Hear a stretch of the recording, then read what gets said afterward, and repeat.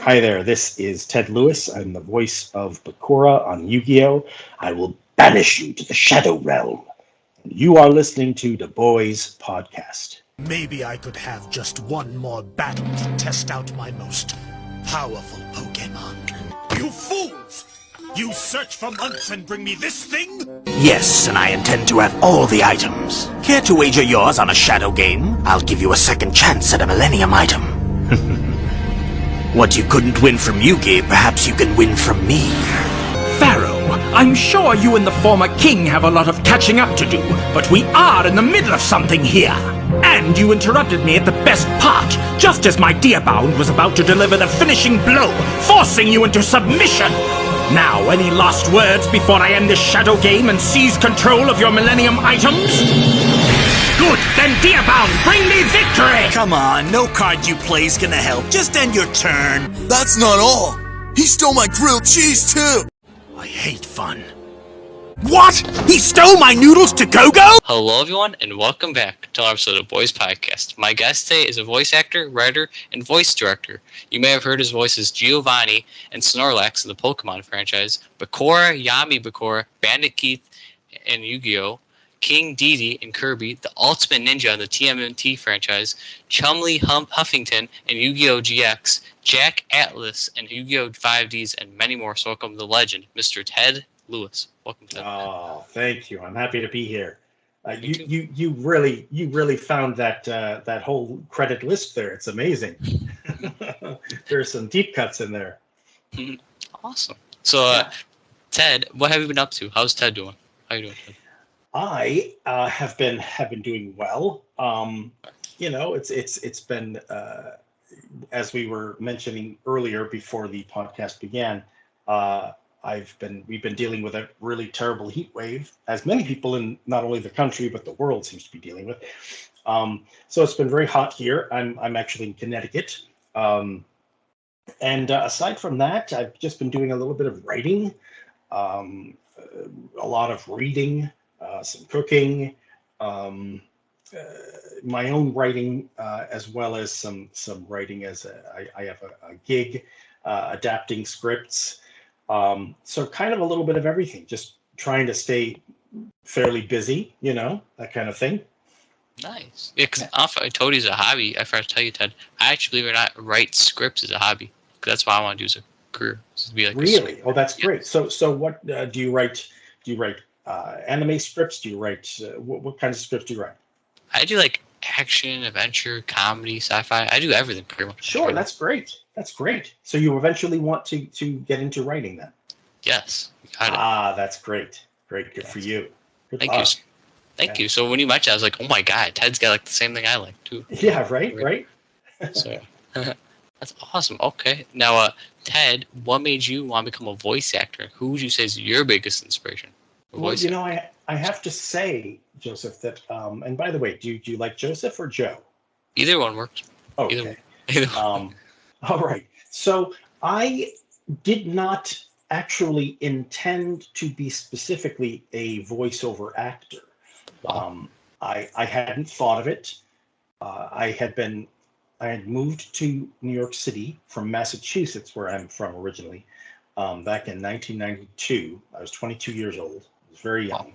And I had started doing some regional theater and auditioning for regional theater work and doing some various little plays in New York and that kind of thing. So most of the time I had done stage work. And to make ends meet, as all actors do, I had various day jobs during various periods. And in one period, I was working in a record store. And specifically, I was downstairs in the movie and film department. And I saw this guy who asked me a question and talked to him. He was a customer, and he looked very, very familiar to me. And I realized that I had seen him on a television show years ago. And I said, oh my gosh, I remember your face and whatever. And he said, yeah, I've been doing mostly voiceover stuff now. And I said, really, have you? And he said, have you ever done voiceover? And I said, no, I haven't. And I didn't realize it, but he was actually kind of talking to me because he wanted to get an idea of what my voice quality was like, because he was like, this guy might be good for this particular role. and it just so happened that he was casting it might have been directing at the time as well. I can't remember, but he was casting a straight-to-video series, a classic anime series from many years ago called Record of Lodoss War. And I auditioned for the part of, I believe it was Ato, is the name of the character. And strangely enough, got it on my first try, which is rare and probably doesn't happen very often. And my luck hasn't always been that good, but that got me into doing voiceovers and being a voice actor. I still do a lot of stage work. I do whatever acting I find interesting.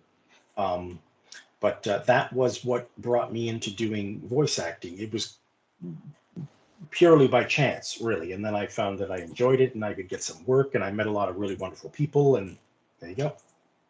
Wow. Who's the guy, if you want me asking, the guy you met? Yeah, his name was Bill Timoney. And okay. He's done a lot of stuff and he's an actor. He's been on film, he's been in television, he's been he's done Broadway, and he's done quite a lot of voiceover acting.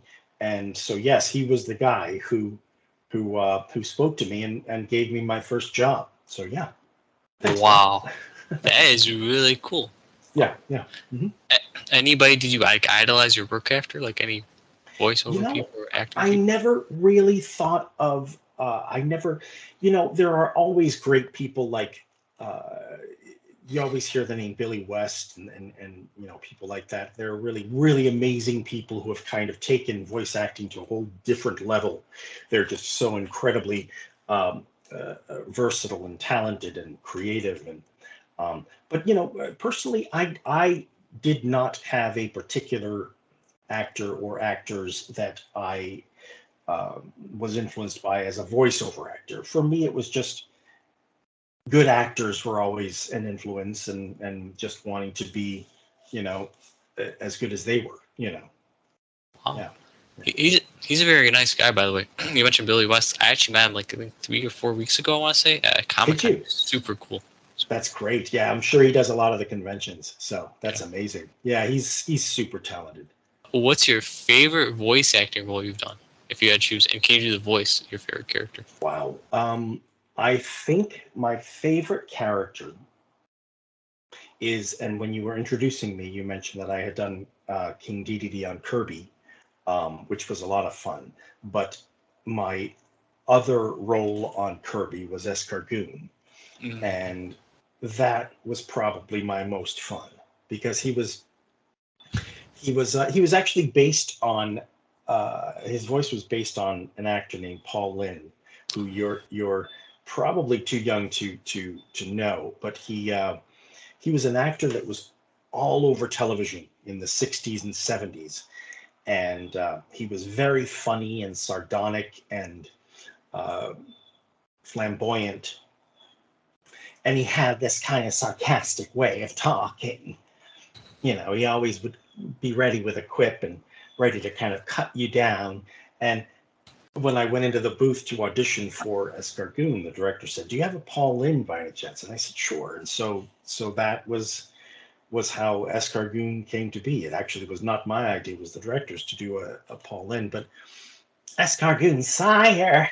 So he was always, kind of Weasley, and that was him. Then that was probably my most fun doing a role. He was really funny and crazy and silly and also it was very, very far from my own voice, which is fun. And so yeah, I'd say Escargoon, probably my favorite. I like that. Now, if you wouldn't mind, if I ask you a couple characters, can you do the voices if you could? If I can remember them, sure, I'll do them. Okay. Okay, Giovanni. Yes, Giovanni. I want that Pokemon. That's Giovanni. My God. Oh my God. Okay. Bakura and Bandit Keith. Okay. Okay. So I'm assuming you want Yami Bakura, like the mean Bakura, or yeah. I'll do that. I will banish you to the Shadow Realm. And Bandit Keith, it's been a while, but I'm going to guess it's kind of something like this. I can't really remember. It's been so many years since I've done Bandit Keith. You have to understand that I'm an old man now, and I don't remember these things. But yeah, I think Bandit Keith was kind of this, he's got this little American flag thing, and he's kind of cocky. Yeah. Sorry, I have a couple more voices to ask you if that's possible. Sure. Yeah. King, I say DD for some reason. That's how I pronounce it. Sorry, sure, King. Sure. Sorry. I want that cub in. I want him now. So that was my kind of God. what I remember from DDD. That was a while ago too. Gosh, time passes so quickly when I realize I'm like, wait a minute, Kirby, that was like the early 2000s or something. It's crazy. Yeah. Now, Chumley Huffington. Wow. See, that's Back. one where I had you literally reminded me that I had done that. See, I hadn't thought of that role for a while. If you want, I could play like a voice recording. I could play like an audio clip. Sure. Play it. Yeah. Because sometimes a lot of voice actors I've had on sometimes forget that, like, can you play me like a clip? At least they'll help like jog their memory. I understand because time flies. It's crazy. It really does, and even more so now. But yes, absolutely. I think Chumley was kind of like this, wasn't he? He was kind of lazy, and he kind of I don't know. I'm just remembering how the character looked. I really don't remember. Okay, let's see. Chumley. Okay, great. Sorry about that. I'm sorry again. No worries, Sorry. that's okay. It's like a blast from the past in a way, isn't it? Like going back through all the roles. Yes, it is. Okay, it's loading. Let's see if I can find anything. Sorry about that, Ted. It's No loading. worries, and I'm sorry if my sipping noise is getting into You're recording fine. from drinking my iced tea. Okay. Like you're That's abandoning not all how your that sounds. dreams, all of your dueling goals, and you don't even care. Chumley? He does care. No, I got something in my eye, okay? Both of them. Now just leave me alone, would ya? Yeah, now I remember. He was kind of goofy. He was kind of slow. Kind of a slow guy. Yeah, I remember Chumley. That was a while ago. Wow. Yes. So there you go. There's Chumley. And then, if you could, Jack Atlas. It's possible. Oh, Jack Atlas. He's the master of faster. Yeah. Yo, that's so cool. See, voice acting is awesome. Like, you change like your different range. You know what I mean? Like, it's really cool. Yeah. It's fun. It's fun. It's a fun character too. There were they were all fun characters to do. Thank you for doing the voices, by the way, Ted. Absolutely, of course. Thank you. Now, can you walk me through like the audition process? Like, how did you get the role of Bakura? Well, Bakura, I don't remember exactly how I got the role. I think sometimes you go in and from what I can remember, you don't get the script ahead of time. So really, it's about going into the booth, them telling you a little bit about what the character's like. And then you see an image of the character. Sometimes they'll play you the original Japanese track, which sometimes can be misleading because the American producers may in fact have decided to go a completely different way with the character. So I don't always find that helpful. But I think they probably just kind of described the character to me, and I don't know if it was my idea to do a British dialect for him. They might have suggested that. I don't know, but I just remember going in and Yu-Gi-Oh was going to be, the next 4Kids show. I don't know that we knew it would be a big hit at the time. And so, yeah, I just remember going in and giving it my all. And yeah, I don't really have any memory as to exactly what the procedure was, but that was kind of how I would remember all of the auditions. Were fairly similar in that way. You'd go in, you'd see an image of the character. Here's the copy. They might give you an idea, try a couple of different things, and then what have you. Yeah. That's really cool. Like I like sometimes see that too. Like you said, like they like show like a drawing or a picture of the character. They like to show like you said like they show like a picture of your character. So like I always hear that like sometimes the voiceover. Yeah, you can get kind of an idea just by seeing, reading the copy gives you an idea, like the kinds of things that he says gives you an idea of, you kind of get an essence of the character, whether okay, this guy's cocky, so you kind of get, okay, I get that, and the character kind of lives in that place. Or Bakura, regular Bakura was someone who struck me as being very gentle and loyal and sweet, and while all of the other characters like Yuki and Joey and all of them were, had much more kind of big personalities. Really, for Bakura, it wasn't until he became Yami Bakura that he kind of, that different part of his personality was able to come out.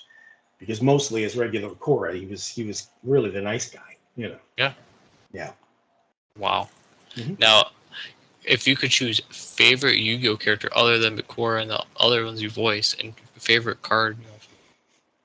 Okay, so a favorite Yu-Gi-Oh character, I think it might be, oh gosh. Okay, so there's a character that you probably know this, Joe. There's a character Darren Dunstan voiced. Pegasus? That's the one. So I would say between Pegasus, who was kind of evil and kind of very arch, but evil in a different way than Yami Bakura, I think. I really liked that character. I also like Joey a lot, who, of course, Wayne Grayson, who's a very good friend of mine, voices. And, Joey's just purely fun. He's just a fun character, and he's kind of this, smart aleck kind of a guy. And so, yeah, those two. I don't know that I have a favorite card. I have to be completely honest, Joe. I don't know much about the game itself. It's funny because anytime that I've done conventions, the fans are the ones that have kind of educated me the most on the different cards and how the game works and whatever. And it's amazing to me. My friend also who played Tristan on the show, and also I think he played Yusei on 5Ds, Greg Abbey, another great friend of mine. His son used to play Yu-Gi-Oh tournaments when he was a kid. Wow. And it just amazes me that these kids get the game, which to me seems so complex.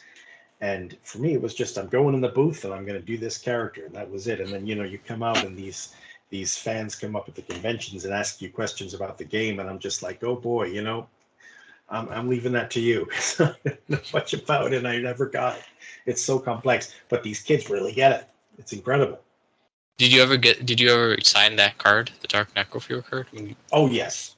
Oh yeah. I've probably signed all of the Bakura, the main Bakura cards and whatever Jack Atlas cards. Because so many fans that come to the conventions, that's what they bring their cards to sign them. I'm sure you've done that. Yeah. If you've been to conventions. Yes, I think you have. So really, I've signed a lot of cards, and I think that one's come up, once or twice. Wow. That is. Now, if you could, the side question, what would you say is like the weirdest thing you've ever had to sign them, since you mentioned it? Like, is there anything that was super weird you ever had to sign? Weirdest thing that I've had to sign. I don't think I've had any that were particularly weird. I've signed toys that, these kind of the card things that go on the wrist, like plastic, so I've done that. But I don't know that I have ever. A forehead? An arm? No foreheads. And I don't know. Maybe a while ago, I might have signed somebody's arm and they were going to then go and get it as a tattoo or something. I don't know. But yeah, nothing particularly strange. I forgot to ask that because, like you said, you mentioned conventions. I'm like, you never know. What if it's like something super weird? Like, well, I got this. Yep, right. Wow. Now, favorite Pokemon character then? Your favorite Pokemon? Pokemon character that I didn't voice. Yes. You Okay. could. Wow. I would say, well, that's an interesting question, and it's an interesting answer too, because I actually, and you might know this, but I actually played James from Team Rocket the first 7 episodes or so. And then I left town because I had a theater gig that I was going to do, and Pokemon had just started, and we had no idea that it was going to be the phenomenon that it was. So I was like, well, whatever, I'm going to go do this play. And then the great Eric Stewart came and took the role over. But that was one that I really loved doing, and that I wish I could have got to do more. That was a fun character. And so, yeah, I think probably James from Team Rocket. I think if I I did, but mostly I didn't do that role. So I'm going to choose that one. That was that would have been a fun role to continue doing. Yeah. You were like the OG voice, the original. I was, yeah, the original. I think 6 or 7 episodes, something like that. I like originals personally. Like I like when it's like the original. You know what I mean? Yeah. Sure. I mean, Eric was amazing. Yeah. And took the role and not only made it his, but kind of developed into this whole different thing. But it's just a fun role to do. He's done so many roles too. Like, oh my god. Yeah, it's incredible. Go through like done a lot of stuff. Absolutely. Is there a role you would love to do in a movie, TV show, play? They would love to do. They haven't done yet. Wow. I don't know if there's a particular. I mean, there are so many different television shows that I mean, there's so much content out there. It's sometimes a little overwhelming. But I'd love to do more comedy.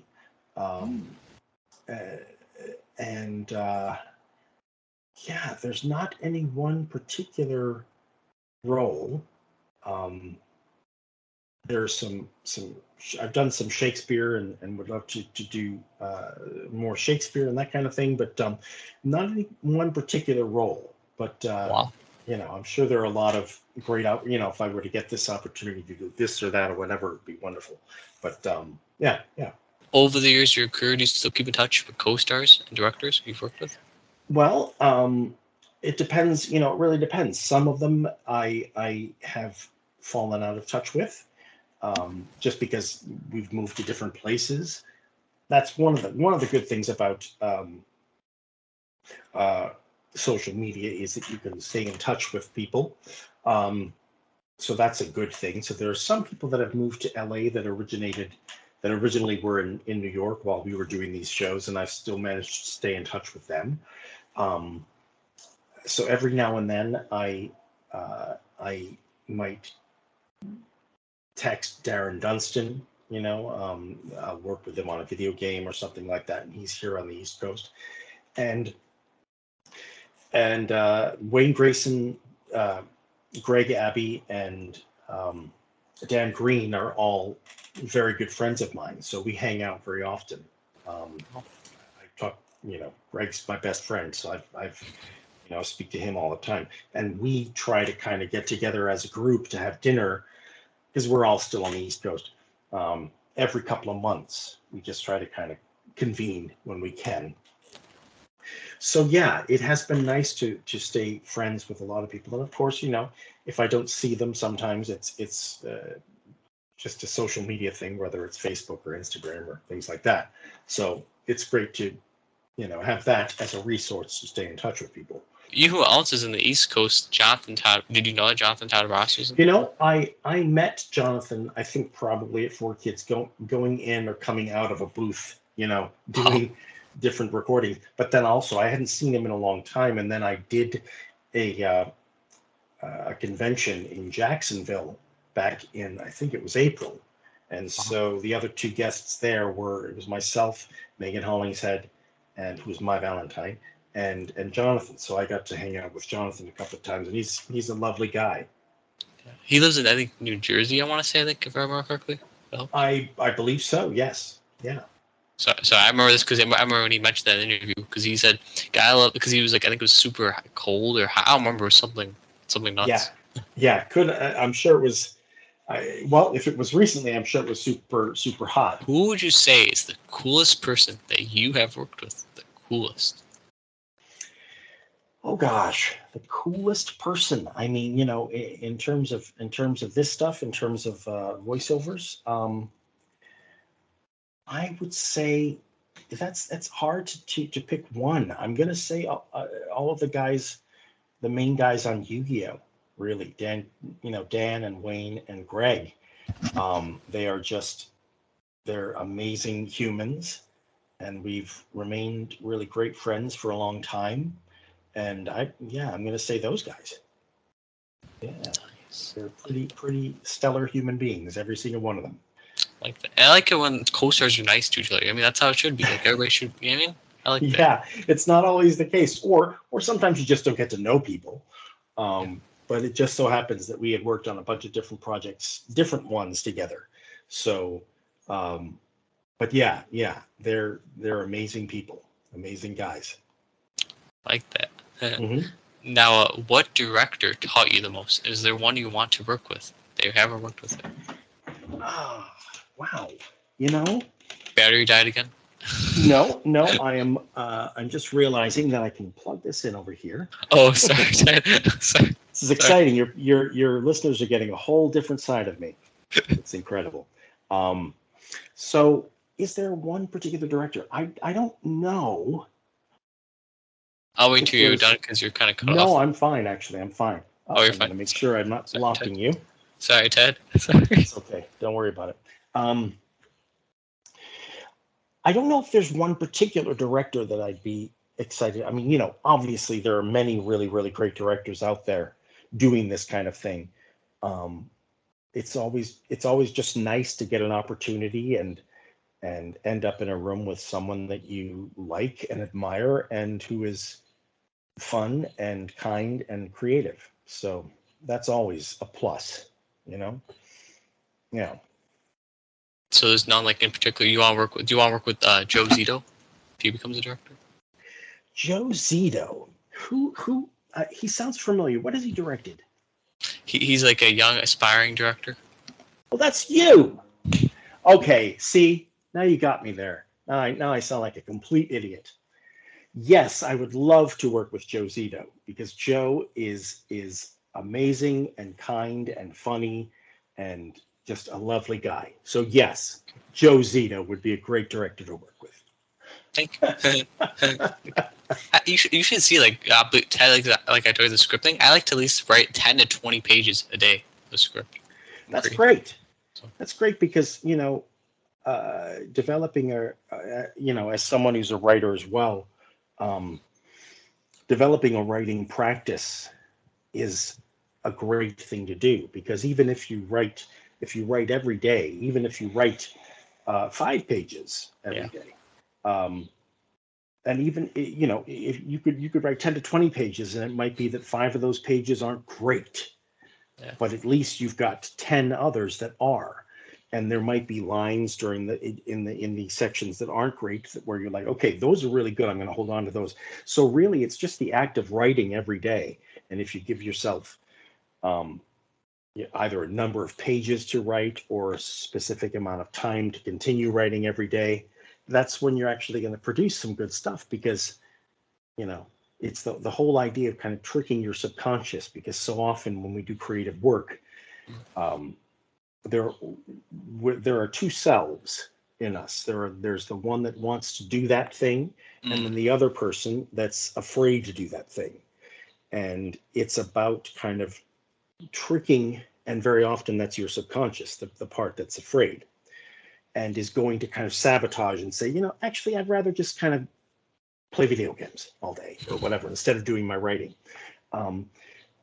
And you get to kind of trick your subconscious if you get writing every day, whether it's good or bad, you'll kind of get past that censor that you have, and that's a good way to do it. So if you're writing every day, I I applaud you, because that doesn't always happen with me. So good for you, Joe.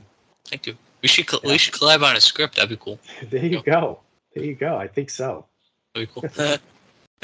Now, if you didn't go into like voice acting, what do you think you have done as a career, and what other interesting hobbies do you have besides If I voice? hadn't. Well, I think if I hadn't become an actor, I probably would have. I love film, classic film, and international film, and all kinds of stuff. I probably would have definitely got into filmmaking, and I think over the last, I'm now 50, so I'd say between my 30s and now, I developed more of an interest in psychology, human psychology. So maybe, the idea of being a psychotherapist or something is interesting. So yeah, anything that's kind of creative, anything that's kind of digging deep in terms of who we are and why we do the things we do, and all that interesting stuff, which of course comes out in writing as well, so anything like that. Yeah. I was actually, it's crazy. I was gonna tell you, if you didn't do voice acting, I could see you as a psychotherapist. I could see that. I could see that. Oh, there you go. Maybe I'll start school. There you go. I just might do that. I'm sure it pays better, let me tell you. But yeah, I have a very deep interest in what makes us tick as human beings. And of course, actors deal with that all the time. I think that's why a lot of people who are actors are kind of like figuring out,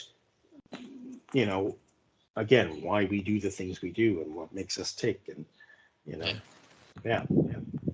Any other interesting hobbies? Do you have any hobbies? Gosh, yeah. I love reading. If I could sit in a chair and read all day for the rest of my life, I'd be very happy. Of course, that wouldn't be terribly prudent, and I would have to eat and make some money. But reading is something I love. Watching films. I love music. I recently started to learn to play guitar. I've always had a very musical ear, and I used to be a singer. I really wanted to be a singer when I was young. That's when I first wanted to do as a young person. But I've always had a very musical ear, and but strangely enough, at the age of 52, this is the first time that I've started learning to play a musical instrument. So I've been taking guitar lessons, and doing a little painting here and there. Yeah. Okay. Yeah. So various things for creative pursuits and what have you. Yeah. Wow. Mhm. Now, a favorite band or artist and type of music? Oh gosh. You mentioned music, so. Yes, absolutely. It's I'm going to say, for me, a lot of times I end up going back to artists that I've loved, that have been out for a long time. So it's we're talking the Beatles, the Velvet Underground, David Bowie, Television, Talking Heads. Oh my God! Once in a Lifetime. That's a good song. Sorry, by Oh Talking yeah, Heads. great song. Yeah. And Prince was always big with me, and Sorry. yeah, and Kate Bush, who of course now has a renaissance because of Stranger Things, because of her song "Running Up That Hill," but she's an absolute genius, and I'm very happy that young people are discovering her, because they should. So a lot of older stuff. Also, PJ Harvey, Tom York, I love. Tame Impala, of course, is newer. So a lot of different kinds of things. But I do end up, like, if I put something on, it ends up being something that I loved years ago. And every now and then I'll discover new artists and say, "Oh wow, that's really great," But those are the ones that came off the top of my head.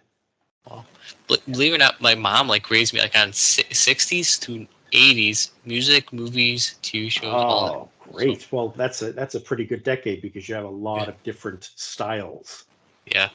You know, a lot of different styles in terms of music, in terms of film, in terms of yeah, it was a really great period from the 60s to the 80s. Really was the last really great period of kind of this polymorphous kind of pop thing, you know, where there were so many different modes of expression in popular culture.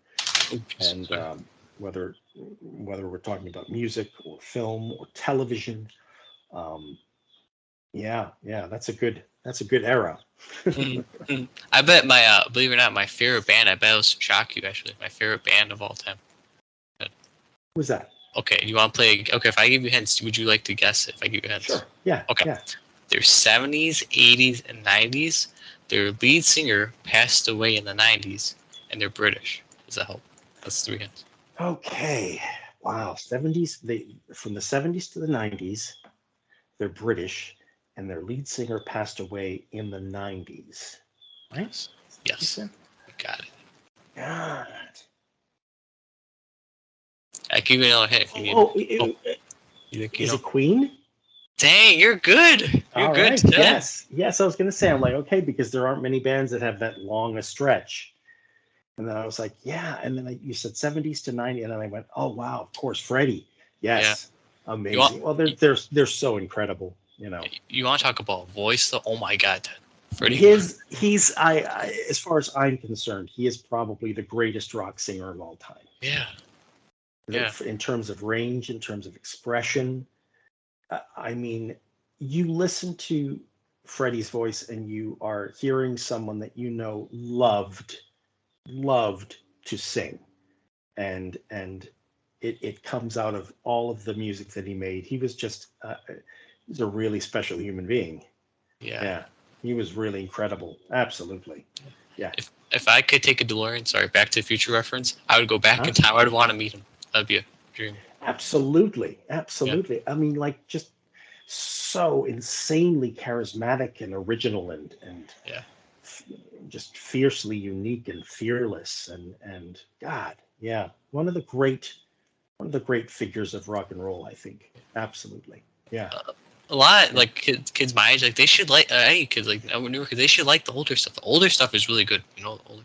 Yeah, I think that, you know, it's every, you know, so many young people kind of they find stuff on their own, you know. Very often so much pop music is kind of, you know, it's kind of in your culture as a kid to kind of like what's coming out at the time that you're coming up, but it's usually the more creative kids and the more interesting kids that kind of say, oh, I hear about this or whatever. That's what happened with me. I mean, I loved new stuff that was coming out at the time, but then I would listen to the Beatles all the time or the Velvet Underground, and I would find all these interesting bands that kind of were a big influence on the bands that I loved.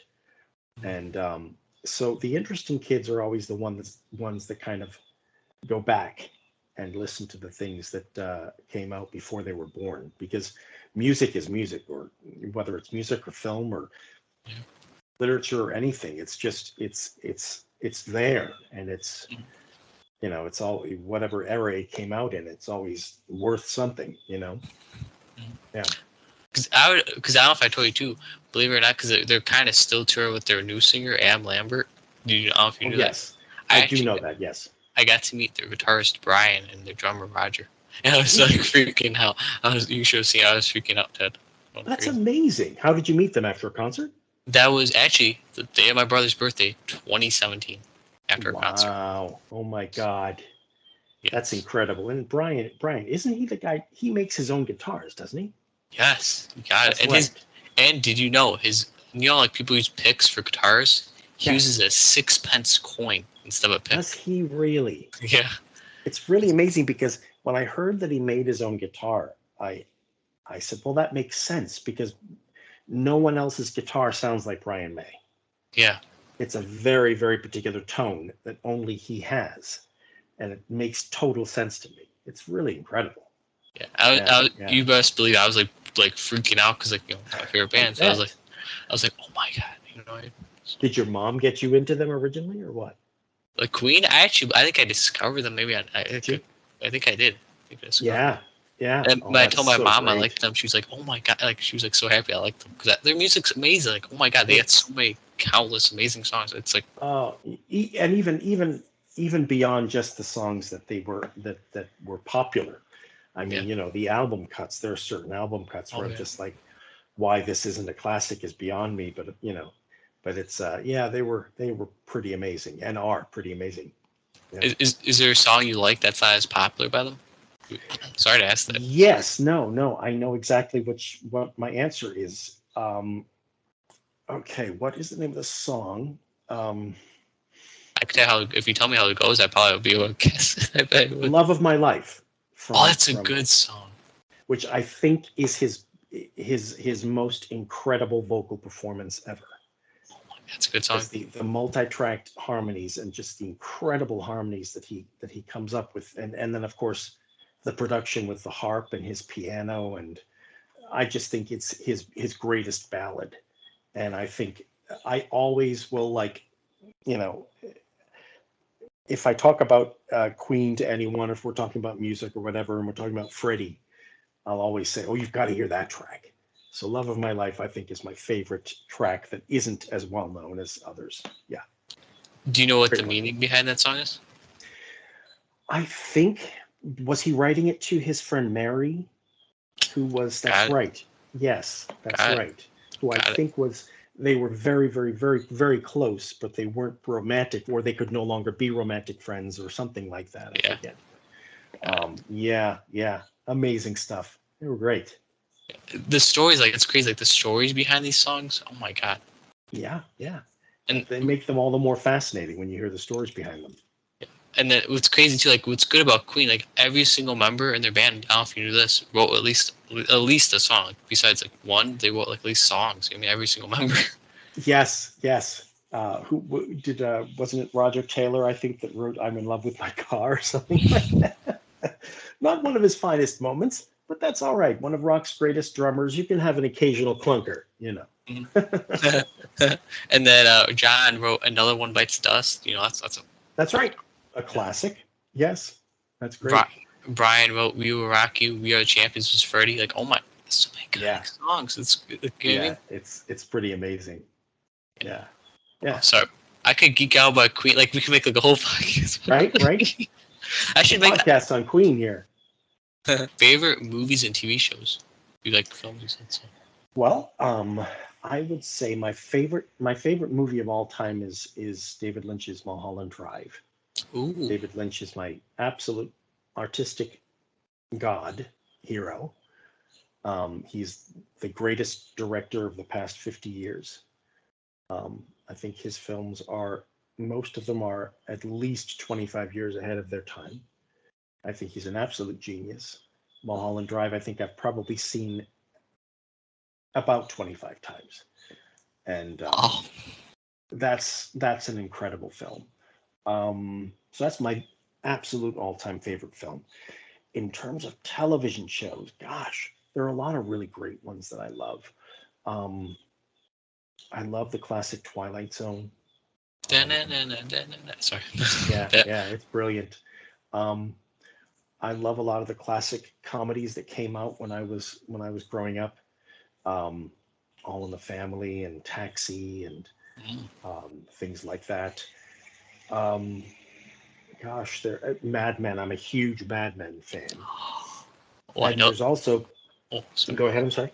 I was gonna say I actually know someone that's in Mad Men. Do you remember Okay. Brian Batt? He played Salvador. Oh, sure. Yes. He's a good buddy of mine. So if you want to meet him, That's so great. He's really, really great on the show. He's really great.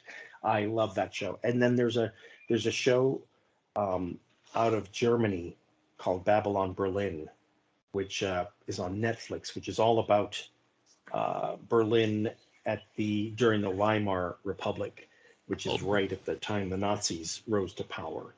Wow. And it was those tumultuous years between 1928 and 1933. wow. And there have been 3 seasons. I'm waiting for the 4th to come out, but that's a fantastic show. So I would recommend it to anyone. It's an amazing show. Yeah. Did you ever see the I don't know if you like them. Did you ever see the Abbott and Costello movies? I do. I remember seeing them when I was a kid. I don't remember much about them, but I remember I loved them as a kid. Are you a fan? Yes. Sorry. That's fine. Yeah. Yeah. Those are great. They're great. I mean, they're so silly, Yeah.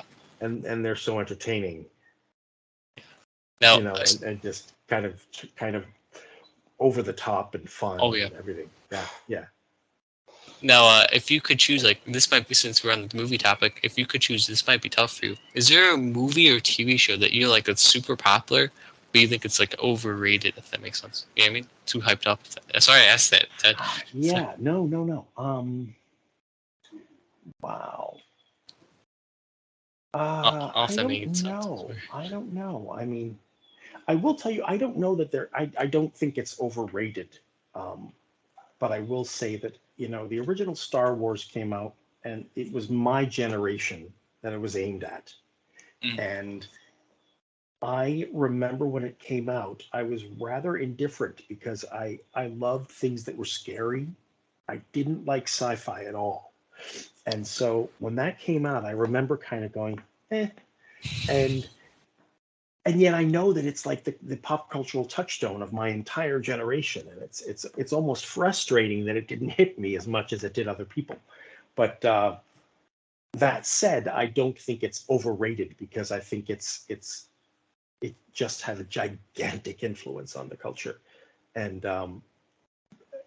and I just wish that it had hit me on a deeper level when it came out, because even today, like, I'm just fairly indifferent to a lot of the new films that have come out and stuff like that. And I have very, very, very good friends that just go nuts for it. And I'm just kind of like, I wish I were as excited, You want to mention, I actually like this one show. It's really good. You said you like horror. You said you like, or Yeah, yeah. have you ever seen From, or heard of From? It's called. I think I've heard of it, but I've not seen it. It's like a show, like these people in a town, they can't get out of it. They try to, but Wow, okay. like they're stranded there basically. There's like a curfew because these monsters come out at night. I think it's almost like, have you seen Lost before? Of course, sure. It's almost like Lost. Okay. It's almost like Lost. That's a good thing. Okay, I'm gonna note that down. Absolutely. Because Yeah. I actually interviewed 5 people from, so you might see some of the people. All right. That's great. So, I think you like it. I think because you like horror, so. Yeah, I do. That'd be great. Actually, I'll have to look that up. Nice. Now, favorite sports or teams? You like sports at all? I'm not a sports guy. Okay. So I really, and of course I come from Massachusetts, So which the Red has Sox? all the big sports. My brother is a huge sports guy. So my brother is all about the Sox and the Celtics and Patriots and all that stuff. And that is just something where I just went, nope, just give me my book. I'm much happier that way. Yeah. Are you a big sports guy? I like hockey. That's my favorite sport. Hockey. Oh, my brother liked hockey as well. Because that was a big thing that, like, when you think of sports, you automatically think of baseball, basketball, football. Yeah. And these days, hockey is not as well known. And I remember growing up, and my brother was just completely insane for the Boston Bruins. Oh, your brother's gonna hate me then if I tell you my favorite team. Oh, what's the Chicago team? Oh, I don't like the Blackhawks. That's not my favorite team. Okay, who is yours? You guys actually beat my team in the Stanley Cup, so. Oh, what was the team? The Vancouver Canucks. Do you know them? Oh, of course. Yes, I won't tell my brother then. Because I've always, because when I was like 2 or 3, one of their captain at the time, Marcus Naslund, gave me his hockey stick. Wow. So I had to become a Canucks fan, Ted. Yeah. Favorite food? Oh my God. What I love all food. Gosh. If I had to say a favorite food,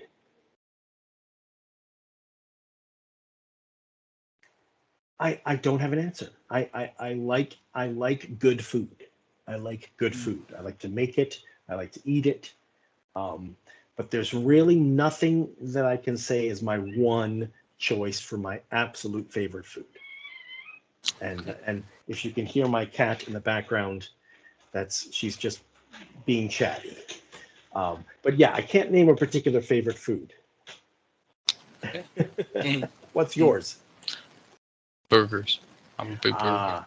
Well, like what's better than a really great burger, except for so many other things. I mean, I love great burgers. I love great pizzas. I love great pasta dishes. I love Thai food. I love, Mexican food. Amazing. But I can't say that there's one particular thing. Okay. Now, what is your advice you would give younger people that want to become a voice actor? What's your advice? Well, I think my best advice would be to train as an actor. Because I think a lot of voiceover actors that you are familiar with had backgrounds in theater and trained as an actor, and I think that's important because there's an aspect of being able to do character voices and stuff like that. But I think it will absolutely give you an edge if you have some training and experience as an actor. It just brings a different level to what you're doing in the booth. And I would say, train as an actor. See what it's, do some stage work and things like that. And then, see what happens from there, Yeah, that's what I would say. I like to stay humble. Remember where you came from. Absolutely. Yes. It's always, more, you get more work if you're someone that people will say, oh, he's a nice guy. Yeah, I'd like to work with him again.